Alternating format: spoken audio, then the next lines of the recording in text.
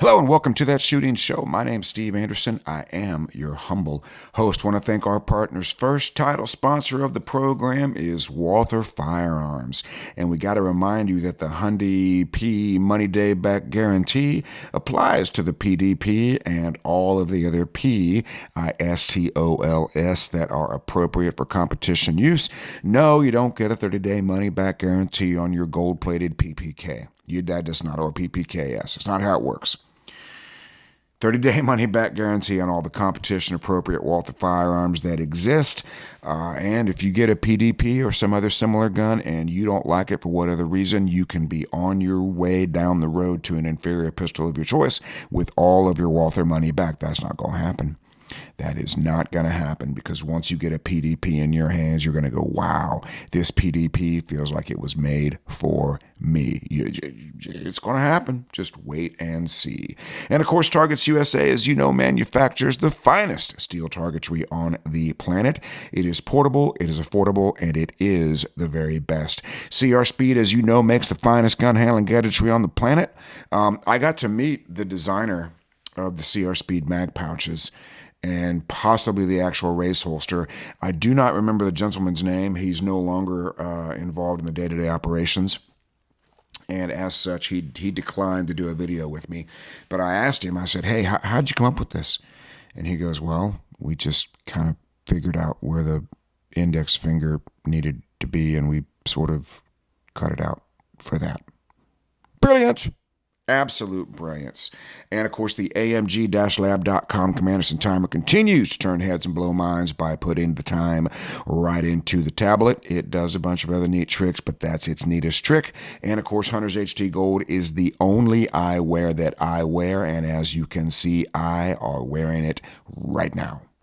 OutdoorDynamics.net remanufactures the finest competition ammunition you can dispense from a Freedom Seed dispenser. Very, very proud to be on board with OutdoorDynamics.net. And of course, ShootingSportsInnovations.com is a lot to type because there's a lot to see. And we will be in Salem, New Jersey next weekend. September, we got it written down right here, September 8, 9, and 10. We're doing a class match class format, which is my very favorite format. We spend day one getting your match mode dialed in so that you can leave acceptable shots on demand as quickly as you can see them. That sounds like a pretty good recipe for success. And then we do a match where I force you and hold you kicking and screaming into match mode, identifying a singular focus after a subconscious stage plan to get your current level of skill on demand. And of course, after that, we will do some technical stuff once the match is over. Don't really like to do a lot of technical stuff right before a competition, precisely because I don't want you thinking about technique. I don't want you thinking about your feet. I don't want you thinking about your grip. I don't want you thinking about your draws or your reloads or anything like that. I want you shooting your best when you're not thinking. So everybody shoots their best. Not thinking, don't care. We're going to show you what to think about so that when you do care, you'll care about the right things. And of course, you can see everything we're doing at andersonshooting.com, upcoming classes. We did add 2 mental management classes. We have one in September and one in October. The one in October has AM and PM slots available. It's the complete mental game for shooting, guys. If there's anything going on above your shoulders that is causing you performance problems, or if you're doing pretty good and you want to do even better, this mental management class will make you the best competitor on most ranges. It's that simple. As I've told you numerous times, 2 shooters of similar skill, it will not be the best shooter that wins. It will be the best competitor. And if so here's the deal. You don't go over and look at your match results and go, oh, if only I had moved my left foot a little bit more at a 45-degree angle. You don't look at your match results and go, oh, if I had used 12% more pinky grip to get a more stable grip, I could have crushed it. That's not what you do. You get into your match results and you lament the mental errors that you are continuing to make. The vast majority of your technical errors are going to be caused by mental errors.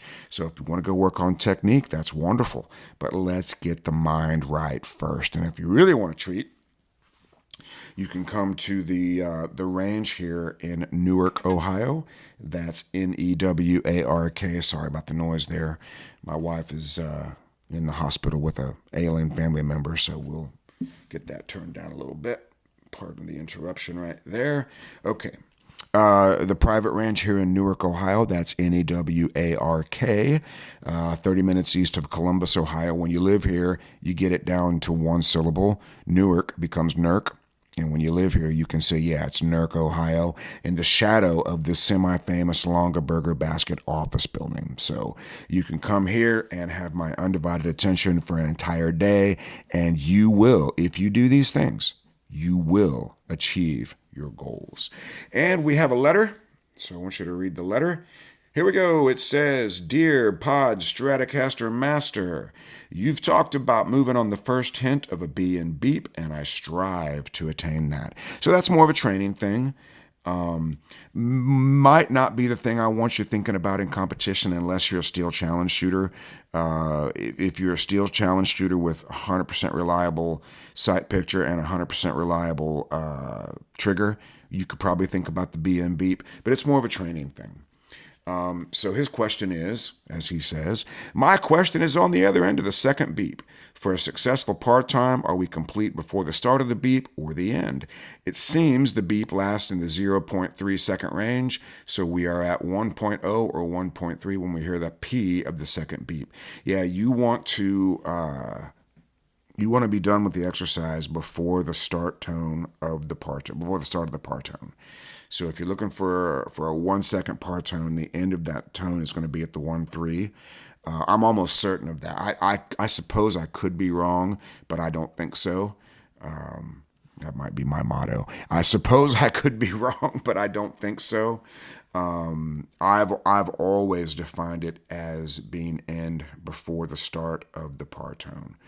And he says, I am typically fast but sloppy, shooting matches, getting 4-to-1 Alpha Charlie ratio.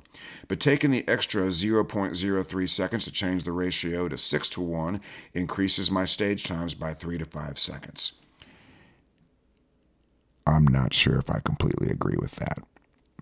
Moving me down from top quarter standings to below mid-pack.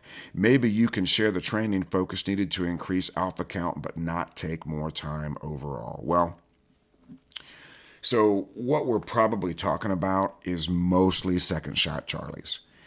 And I would be surprised. Let's see. So let's just do a little math here. Let's say there's 22 shots on 11 paper targets, and he wants to spend 3 to 5 hundredths on half of those. So what would that be? 22, 11. So let's just say 6 of those. 6 times 0.03. That's going to add 0.18 to your time. So I'm not real sure, with all due respect, we're talking about the same thing. My favorite usage of that term is in Boondock Saints 2, where the female FBI agent comes in and meets the guys. You know, she's replacing Willem Dafoe as the guy in the case. And somebody says, with all due respect, and she, in her inimitable Southern charm, says, this is paraphrasing, right? With all due respect. Now, why is it that every time I hear somebody say, with all due respect, that means they're about to say some disrespectful stuff? That's my favorite thing about with all due respect. I don't think we need to add 3 to 5 hundredths of every shot you fire. So let's just assume that's the case. So let's just take 22 shots. 22 times 0.03. That is 0.66 seconds. Now, I'm talking about 3 hundredths here, not 3 tenths. 3 tenths is a different matter. But I'm seeing a worst case scenario of 0.66 if we look at 3 hundredths of a second. If you're thinking it's 3 tenths and it is 3 tenths, that's a different problem. But we'll talk about both of those. And Mr. Letter Writer, you will write me another letter, I'm sure, and explain. Let me just mute this phone because it's getting kind of noisy. I apologize. Eric Levy is screaming at his radio. Turn your phone off, Anderson. Well, I'm working on it. All right, so how to see what you need to see faster. And I've been out of South Africa now for 24 hours, I think. I spent so much time in the air, I wasn't even sure what day it was, let alone what time it. That's a separate issue, right? So we can look at time zone, but that doesn't help me until I know what day it is. But I'm back. I've been back about 24 hours, not feeling too jet laggy, feeling good. So, but I do have to learn to remember to say faster now instead of faster.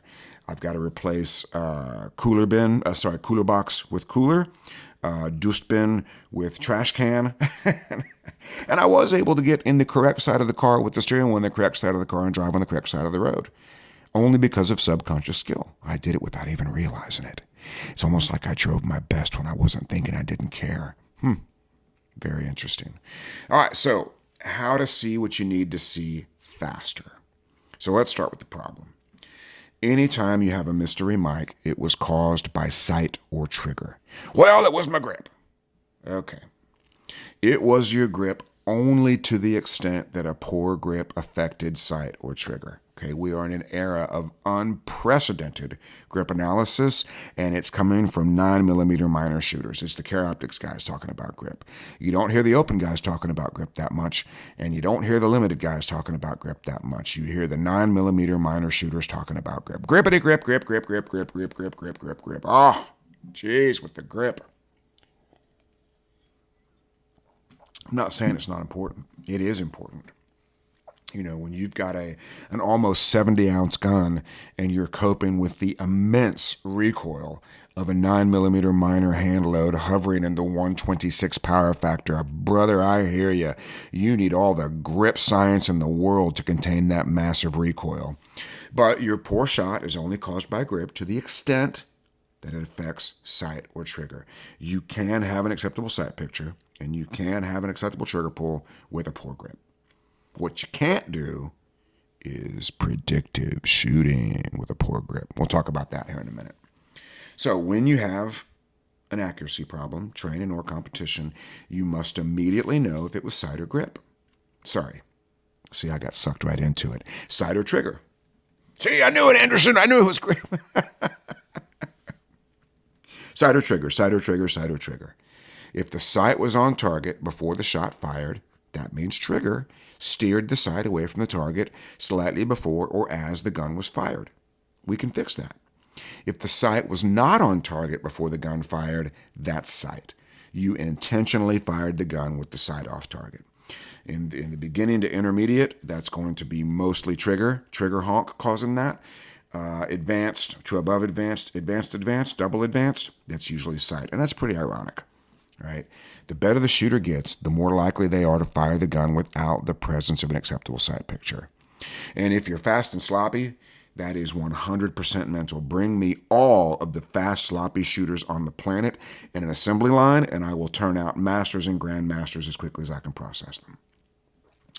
Hey, if you're a fast, sloppy shooter, please get in touch with me. We can fix that very, very, very quickly. The slow, accurate shooters is a tougher nut to crack. We can fix those guys too. It just takes a little bit longer. And they've got to be willing to do some unconventional things, primarily in dry fire. So let's talk about dots first, since the whole world revolves around dots. We know this because the Iron Sight Nationals was changed to Handgun Nationals quickly and quietly. Don't have a lot of comment about the political goings-ons. It appears that USPSA was a shooting organization that needed money to a money organization that needs to do some shooting. And I fully understand there's financial challenges, and I totally get it. I don't have all the answers. I just really liked the idea of an Iron Sight Nationals. That's all I'll say about that. I thought that was pretty cool. But let's talk about dot shooters first. The red dot is the greatest technology to be fitted to a handgun since the double stack magazine, or maybe the magazine in general. Like if you look at evolution of the handgun, single action, double action, semi-automatic, box mag, double stack mag, stack and a half. These are all pretty awesome things. And the red dot may be the greatest thing to happen to a handgun since semi-automatic box magazines. It is simply a pass or fail aiming device, which is very simple to control. Depending on grip and trigger control, you'll have a wobble zone and the bullet will be inside it unless you disturb it. I know this is basic stuff, guys. But it's very important to lay this out so that you upper class shooters, A, M's, and G's, you realize that the only problem you're ever going to have is the sight not on the target. And fixing that is 100% mental. Now, we're going to talk about some technical ways to speed this process up. But if you don't have the mental discipline to wait 3 to 5 hundredths of a second to put the dot in the middle of the target, you might deserve that mystery mic. I'm just telling you, if the sight isn't on target where you want the bullet to go generally and you fire that gun, what do you think is going to happen? What Greek god of bullet trajectory is going to deliver a hit when the sight was over there? It's simply not going to happen. And maybe that goes back to hope. Hope is not a tactic, Bob. Okay, so this is controlled by the mental discipline to allow the gun to fire when the sight is acceptable, not before and not after. Second shot on paper can be fired as soon as the visual conditions are acceptable again. Very, very simple. Most Charlies, most mics come from the second shot on target, disregarding before and after periods of movement. Well, before a period of movement, second shot more likely. Coming out of a period of movement, first shot can be an issue. And well, we did learn one brand new training axiom, a very highly technical training axiom we picked up in South Africa. Are you ready for it? This applies to shooting while moving or after a period of movement. Okay, just say it with me nice and loud, yell it at your radio.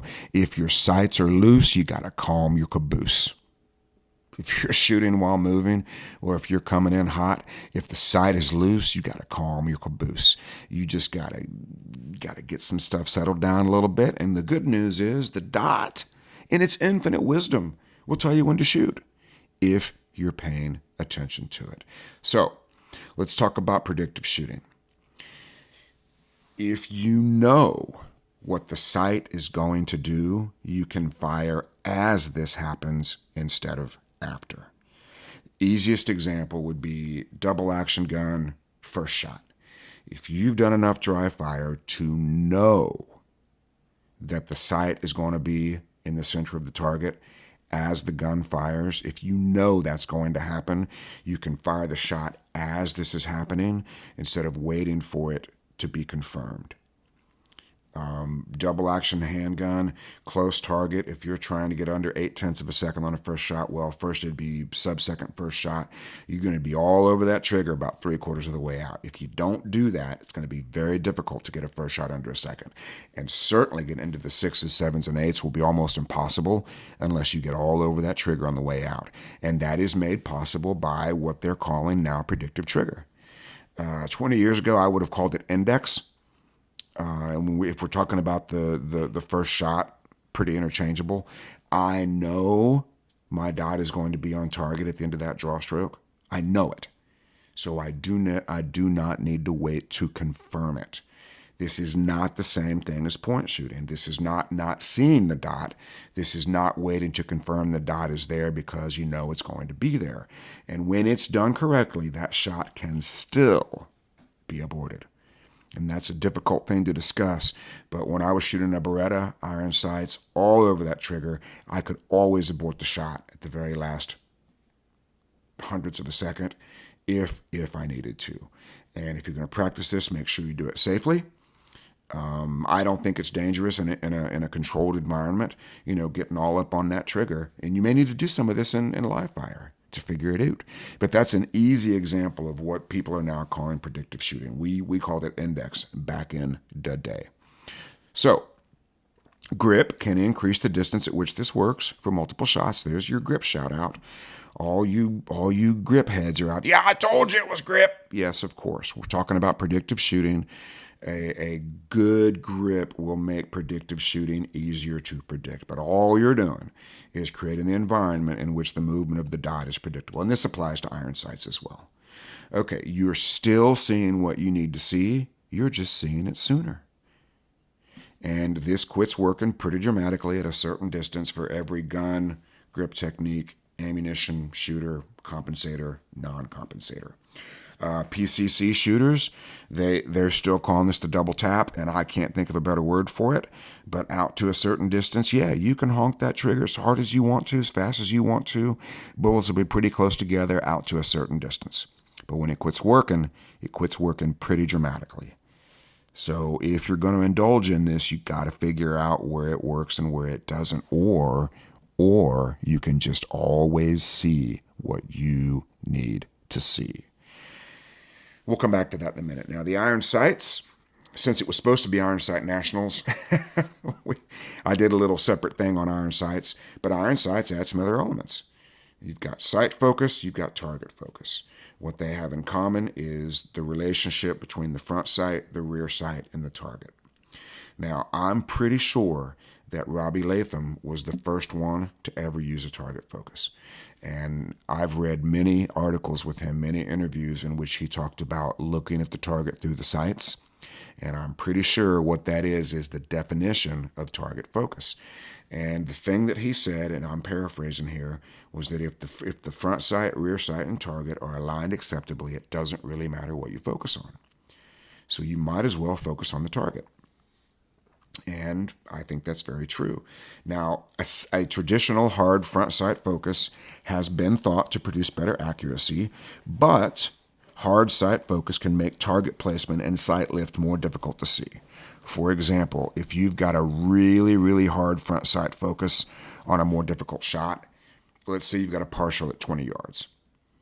If you've got a hard front sight focus, that front sight may be so big that it's difficult to tell where it is on the target. Maybe you can do it. Now, my opinion on this may be changing as my eyes change. I will freely admit that. I'm getting, for lack of a better term, old man eyes, right? I'm 51 now. My kid's been reading the pill bottle for a couple of years. I got the glasses down at the end of the nose trying to read the menu. So some of that may be changing as my eyes get older. I don't know. All I know is when I'm shooting iron sights with target focus, the shots are easier to call and the sights are easier to place. That's all I can tell you about that. Target focus simply means looking through the sights at the target. And if all three of those elements, front sight, rear sight, target, are all in alignment, focus is not a factor. This can make sight placement and shot calling easier. What I found personally when I first got the PDP with the non-awesome factory sights, it comes like most guns do with 3-dot sights. Don't like them very much. Too much information. But I went out and shot my 28-yard bowling pin rack with a hard sight focus, and I wasn't able to do it. And then I switched to a hard target focus and looked at a 28-yard bowling pin through the sights, and with good trigger, I could hit it every single time. And some of that, again, may be due to the fact that my eyes are changing, progressive lenses, progressive contacts, all the rest of it. But I personally have found a pretty hard target focus with iron sights, easier to place the sights, easier to call the shot. Regarding shot calling specifically, if we're trying to see the sight lift and we're super hard focused on that front sight, it could just disappear as opposed to lift. And I find a slightly softer focus on the sights and a slightly harder focus on the target makes it easier to see the sight lift. You're seeing it peripherally instead of trying to watch a very, very quick explosion. Slide velocity is a thing. If you've got a shorter slide moving faster, it happens faster. This is dot and irons, by the way.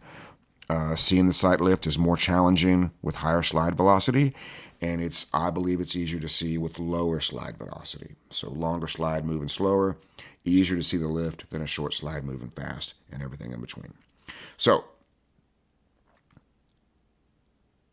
if we're talking about predictive shooting, we're talking about shot calling, these are all different terms for seeing what you need to see. Now, you YouTubers are in for a treat. Hang on one second.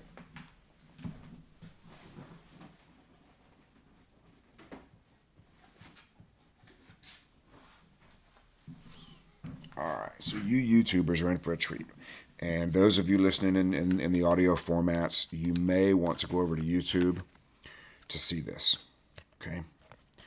All right, so here we have a traditional fiber optic representation, okay? And a very common mistake for iron sight shooters is to put the fiber in the middle of the notch, Okay, that's very pleasing to the eye, but that is eventually going to produce a high shot. And what you want to do is park that fiber in the middle. Now, a lot of this depends on how big the fiber is and where it's placed on the notch. Some are placed toward the top of the notch. Most of them are fairly centered. But when you install your fiber, if you do a big ugly burn job, it's going to be a mess. And I really like, I think it's Brazos makes it, and maybe some other companies that make it. But there's a particular front sight that has a second aperture. So it will basically, this is hard to do, but it would basically be a second aperture that sits here in front of the fiber, so that no matter how ugly your burn job is on your fiber optic, the size of the fiber never changes. Okay, so that's one thing to watch out for. And the fiber optic, in my opinion, is better for keeping track of the front sight than it is for precise aiming. Right? Anytime I'm doing precise aiming for a difficult shot, I'm going to try to see a little bit more. This is hard to do backwards. Make your own jokes. I'm going to try to see a little bit more of this black area on top of the fiber and be a little less a little less focused on the fiber. This is for more difficult shots. Okay, where were we in our deal here? Okay, so here's what I want to show you, and we're skipping ahead a little bit. Well, so let's talk about how to get faster, then we'll bring back our glorious visual aid. So if we're trying to speed up the first shot, that is super, super easy. That is 100% dry fire. So if we're talking about the first shot on paper, and we're talking about shots on steel or any other shot that just requires one shot, rare stage that requires one shot per target, this is dry fire heaven. Okay, dry fire in a one-shot environment per target is 100% realistic because you don't have any recoil to deal with. So you steel challenge shooters, you're in dry fire heaven. And if you're a steel challenge revolver shooter, you have the most realistic dry fire environment in the world. One shot per target. Don't need to worry about recoil because you're going to be looking at the next target by the time the gun goes off. Recoil is not going to be a thing. So dry fire, dry fire, dry fire. If we're talking about an accurate first shot or a more accurate single shot, that is 100% dry fire. Now, because most of the errant accuracy comes from the second shot on paper, let's call that the split, this is the only thing that you cannot replicate in dry fire. The split is the only thing. Somebody's shouting cool fire. I tested the cool fire. I was approached to endorse the cool fire. The problem I have with the recoil is it goes down instead of up. And anybody who doesn't see that is not paying attention. When you fire the cool fire, it goes down instead of up. Now, if we're looking to create some kind of movement to enforce visual patience, I'm all for it. And if we need a gadget to make dry fire fun, once again, I am all for it. But let's not pretend that it's a good, realistic simulation of accurate recoil, because in my personal opinion, it is not a realistic reproduction of recoil. If they can figure out how to make it go up instead of down, I'll be happy to have another look. But the very first time I fired one, I was so excited about the cool fire. So excited. Bleep bloom. And what I'm seeing, visual aid, is this. Bleep bloom. Well, that's not what I see when a gun goes off. It's not bleep bloom. It's more blah blam.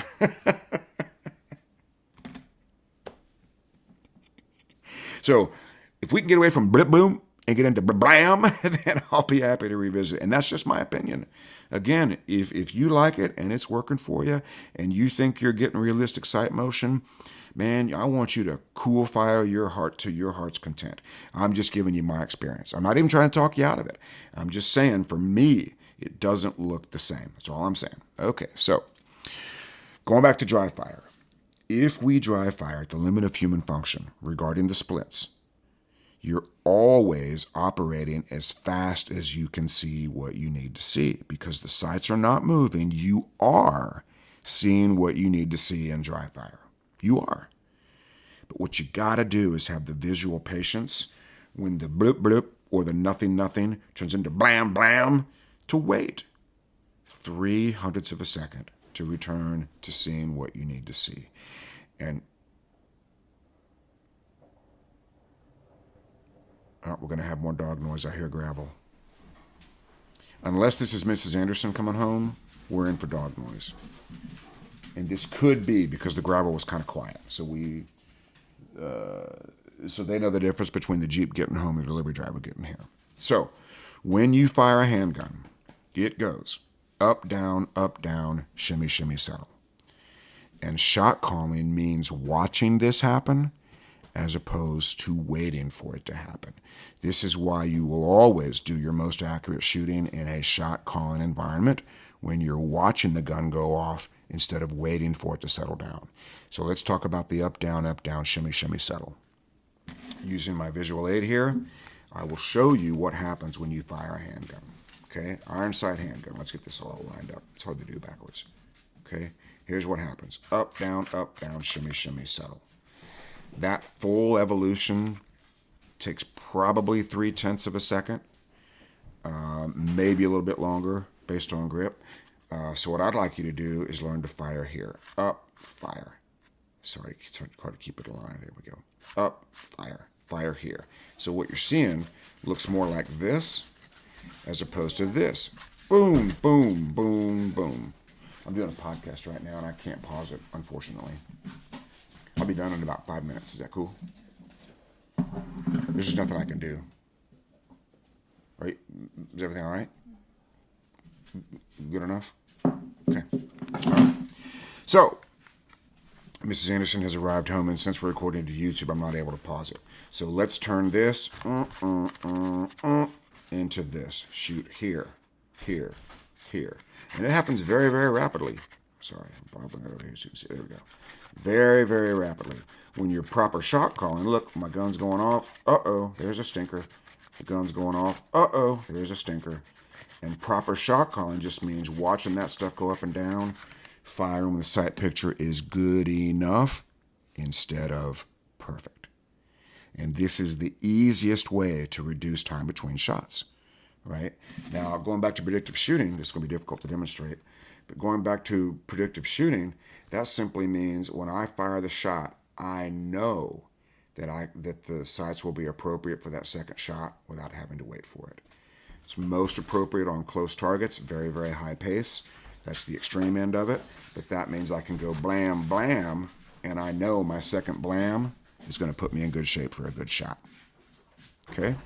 So, and ideally, going back to shot calling, you're just watching that sucker go off, right? Everything's good, everything's good, everything's not so good, everything's good, everything's good. That's a weird one, okay?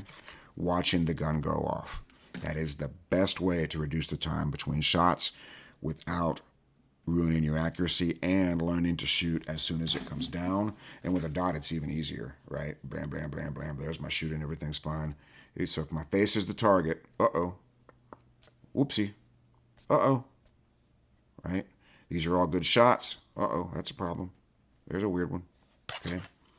And accelerator type drills at different distances are really good for learning the patience required at various distances.